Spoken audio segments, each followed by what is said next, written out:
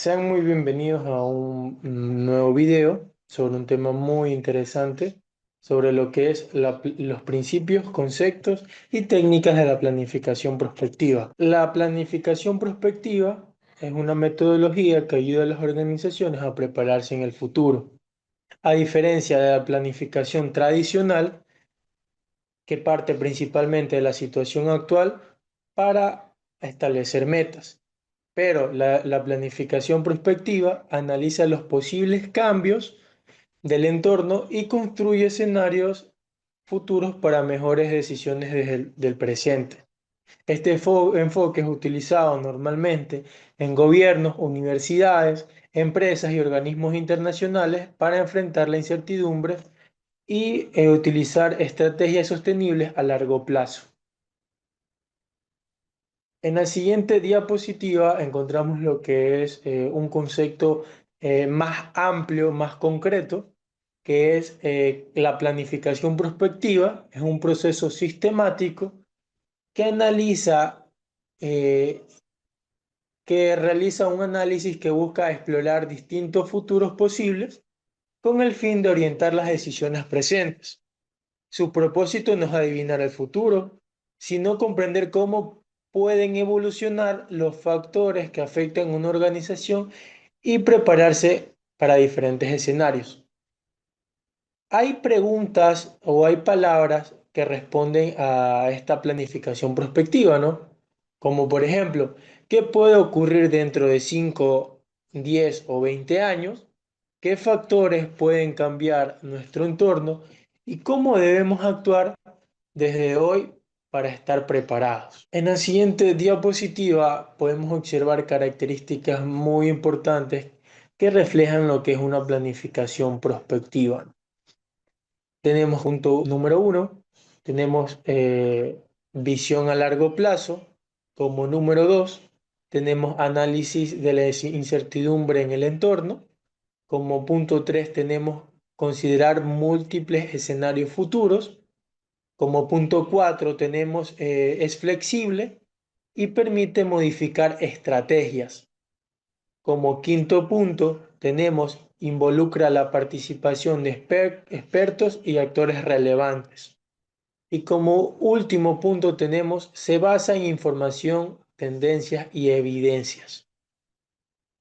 Ok, los principios de la planificación prospectiva, en la diapositiva siguiente podemos observar que nos habla sobre la visión a largo plazo, la anticipación, la participación, el enfoque sistémico, la flexibilidad y la construcción de escenarios, ¿no? Cada uno de ellos cumplen un rol muy importante porque son el inicio de una planificación prospectiva, ¿no? Bueno, en visión a largo plazo, este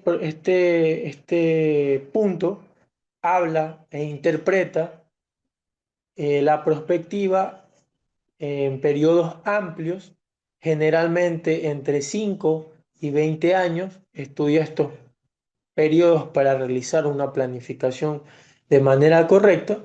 Esto permite identificar oportunidades y riesgos que no son visibles cuando solo se analiza el corto plazo. En anticipación, habla sobre que consiste en identificar cambios antes de que ocurra para reducir la incertidumbre. No significa predecir exactamente el futuro, sino prepararse para diferentes posibilidades. En participación encontramos varios referentes, varios actores que son parte de esta planificación que requiere de su colaboración para realizarse, ¿no? Número uno, tenemos los directivos, como punto dos, trabajadores, como punto tres, expertos, como dos últimos, tenemos a las instituciones públicas y a la ciudadanía, ¿no? Cada uno aporta conocimientos diferentes que enriquecen el análisis. El enfoque sistémico es la organización no funciona de manera aislada. En pocas palabras, las decisiones económicas pueden verse afectadas por factores políticos, sociales, tecnológicos, ambientales y legales. Por ello, todos estos elementos deben analizarse conjuntamente. En flexibilidad, tenemos que los escenarios, o trata este punto, en que los escenarios pueden cambiar debido a crisis económicas, avances tecnológicos o fenómenos naturales. Por esta razón, la planificación prospectiva permite actualizar las estrategias cuando sean necesarias. Y bueno, como último punto tenemos la construcción de escenarios. Es un punto muy importante, podemos observar que es el último punto, pero uno de los más principales. Se preguntarán, ¿por qué? Bueno, se elaboran varios escenarios a futuros para analizar cómo actuar en cada uno. Generalmente se construyen tres escenarios. El primero, escenario optimista, donde pues es la posibilidad que pueda ocurrir un 100%. El escenario tendencial, o llamémoslo el más probable. Tenemos una posibilidad entre 50%, entre sí, no.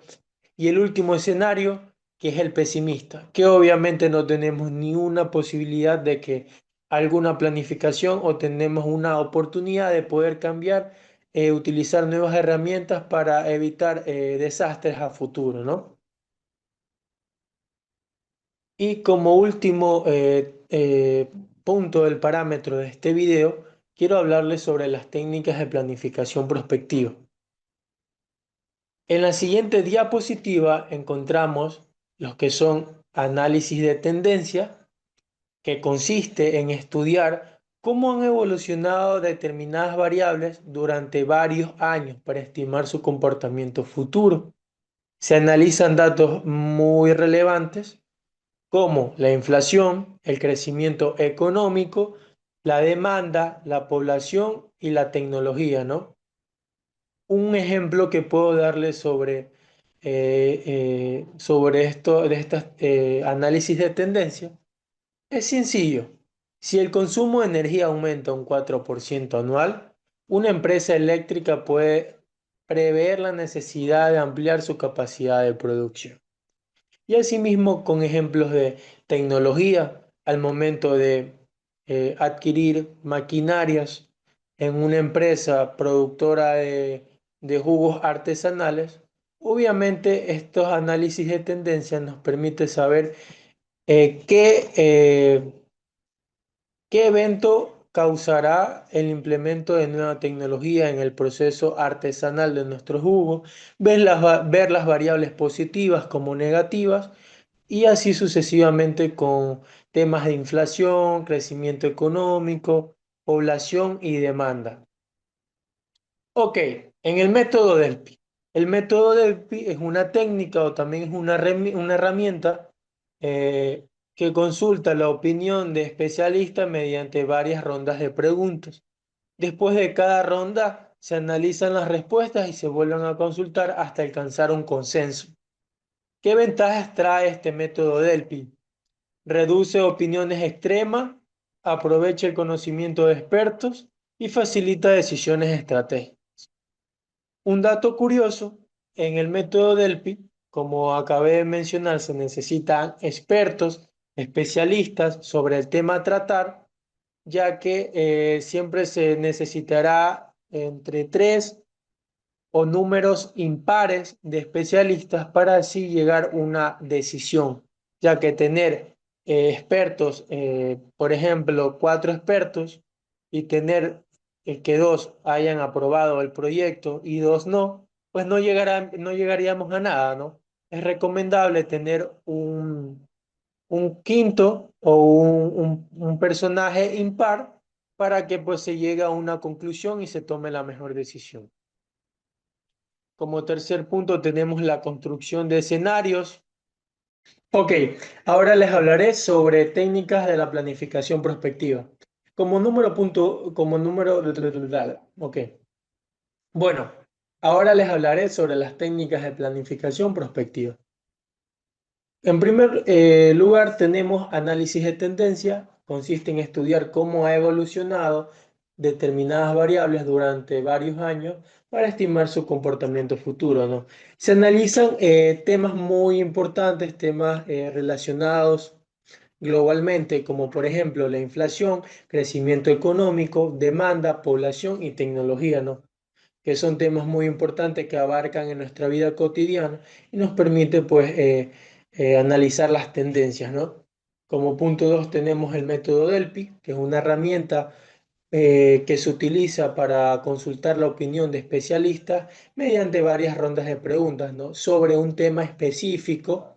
Después de cada ronda se analiza las respuestas y se vuelven a consultar hasta alcanzar un consenso, ¿no? ¿Qué ventajas se preguntarán ustedes que tiene este método Delphi? Bueno, reduce opiniones extremas, aprovecha el conocimiento de expertos y facilita decisiones estratégicas. Y bueno, un dato curioso, normalmente al utilizar este método Delphi es recomendable utilizar entre 3 a 5 especialistas, siempre buscar un número impar, ya que si tenemos, por ejemplo, 4 especialistas y pues dos se deciden por ejemplo, en aceptar el proyecto y otros dos se niegan en aceptar el proyecto, pues no llegaríamos a una idea clara, ¿no? Por eso siempre se va a necesitar uno de más para tomar una decisión y pues se realice, ¿no?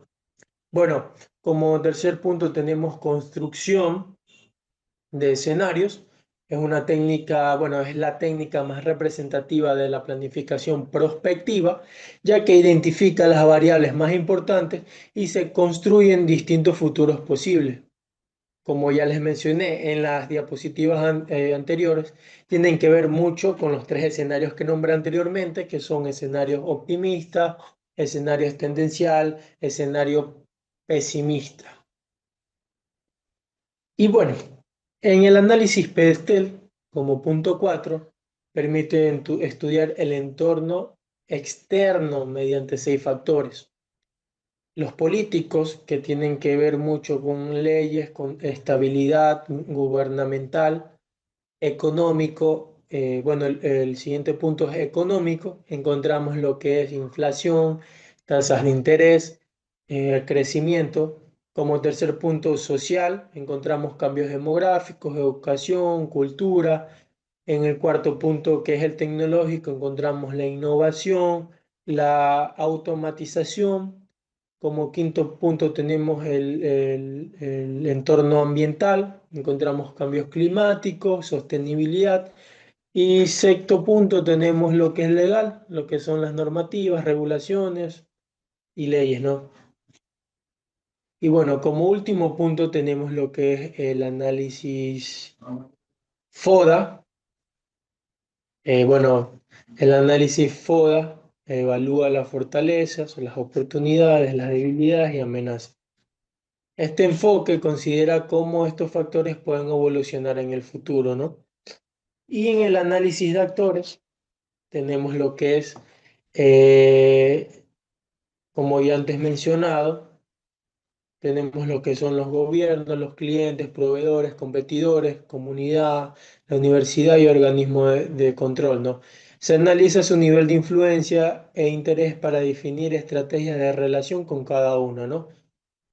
Esto nos permite, este análisis de actores, identificar quiénes pueden influir en el éxito o fracaso de nuestro proyecto. Hay que tenerlo mucho en cuenta. Y bueno, como séptimo punto tenemos lo que es la matriz de impacto cruzado.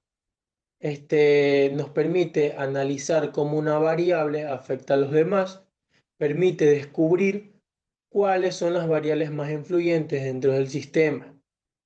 ¿Ok?